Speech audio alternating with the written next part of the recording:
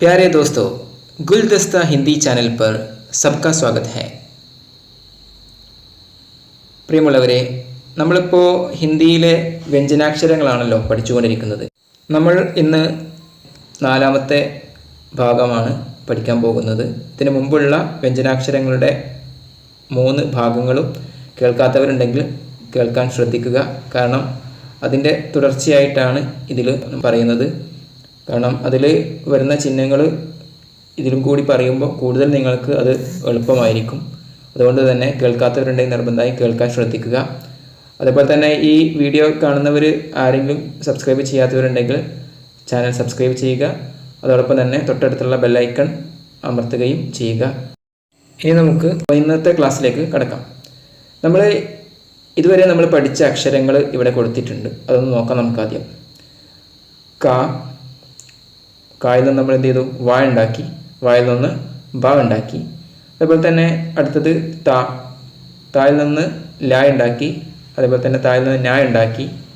അതേപോലെ തന്നെ മാ ഉണ്ടാക്കി. നമ്മൾ മായിൽ നിന്ന് ഗ ഉണ്ടാക്കി. മായുടെ ആദ്യത്തിൽ കെട്ടിട്ടപ്പം ഭ എന്നുള്ള അക്ഷരമായി. അതേപോലെ തന്നെ ട എഴുതി.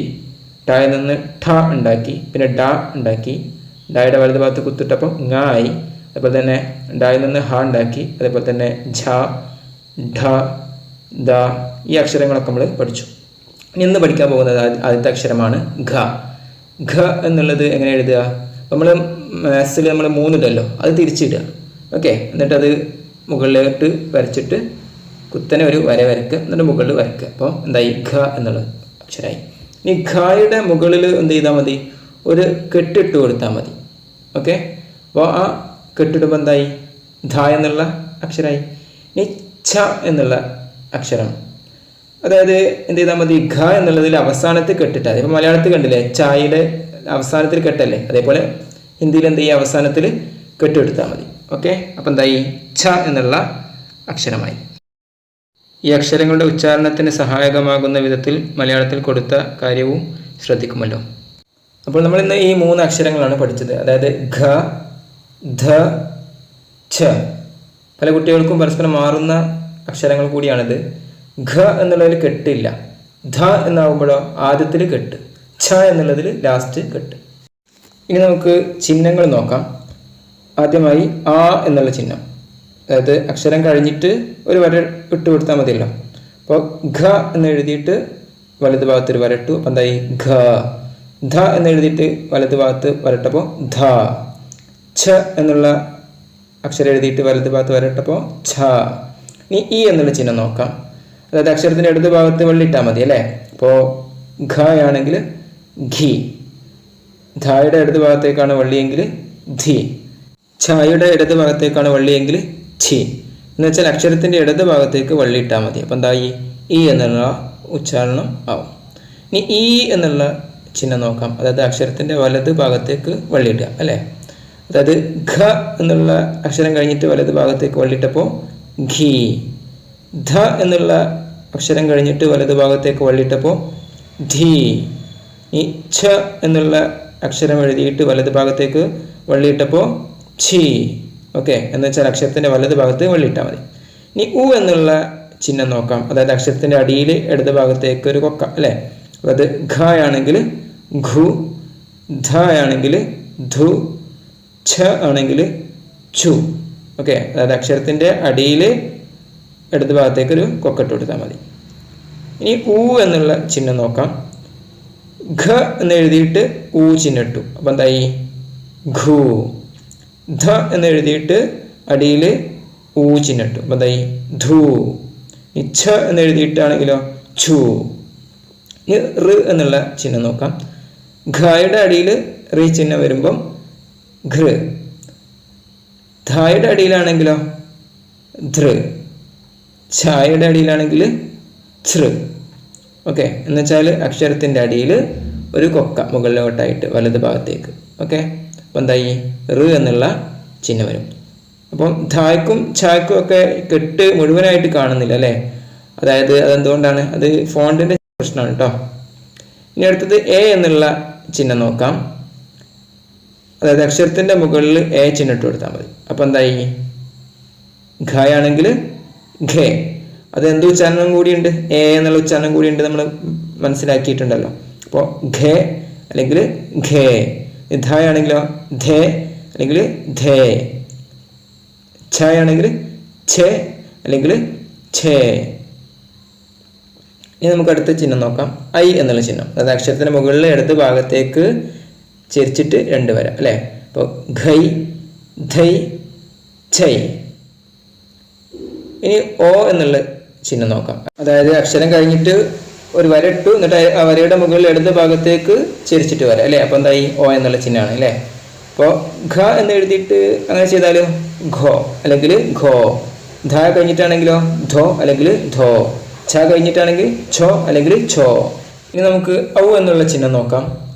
ഘ കഴിഞ്ഞിട്ട് ഔ ചിഹ്നം ഇടുമ്പോൾ ഘൗ. ധ കഴിഞ്ഞിട്ട് ഔ ചിഹ്നം ഇടുമ്പോൾ ധൗ. ഛ കഴിഞ്ഞിട്ട് ഔ ചിഹ്നം ഇടുമ്പോൾ ഛൗ. എന്ന് വെച്ചാൽ അക്ഷരം കഴിഞ്ഞിട്ട് ഒരു വരയിടുക, എന്നിട്ട് ആ വരയുടെ മുകളിൽ ഇടത് ഭാഗത്തേക്ക് ചെരിച്ചിട്ട് 2 വര. ഓക്കെ, അപ്പം എന്തായി ഔ എന്നുള്ളത്. അപ്പം ഐയും ഔവും തമ്മിലുള്ള മാറ്റം നമ്മൾ മുമ്പ് പറഞ്ഞതാണ് അല്ലേ. ഒന്ന് ഐ എന്നാവുമ്പോൾ അക്ഷരത്തിന്റെ മുകളിലാണ്, ഔ ആവുമ്പോഴോ അക്ഷരം കഴിഞ്ഞിട്ട് വര ഇട്ടിട്ട് ആ വരയുടെ മുകളിൽ ഇടത് ഭാഗത്തേക്ക് 2 വര.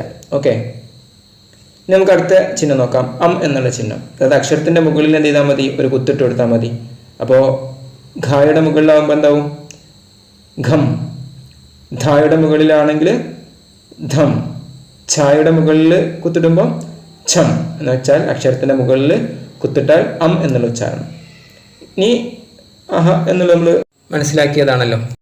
പിന്നെ അതേപോലെ തന്നെ ഇർഘ. ഇനി ഒരു ദീർഘം കൂടി വരുമ്പോൾ എന്തായി ഇർഘ.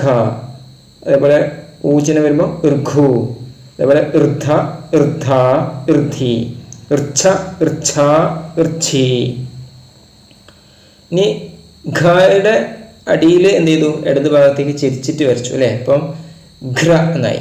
അതേപോലെ നീട്ടാനാവുമ്പോൾ എന്തായി ഘ്ര. അതേപോലെ ഘ്രീ. ഈ ധ ആണെങ്കിലോ ധ്ര ധ്ര ധ്രു. ഈ ഛയുടെ അടിയിലാണെങ്കിൽ ഛ്ര ഛ്ര ഛ്രീ.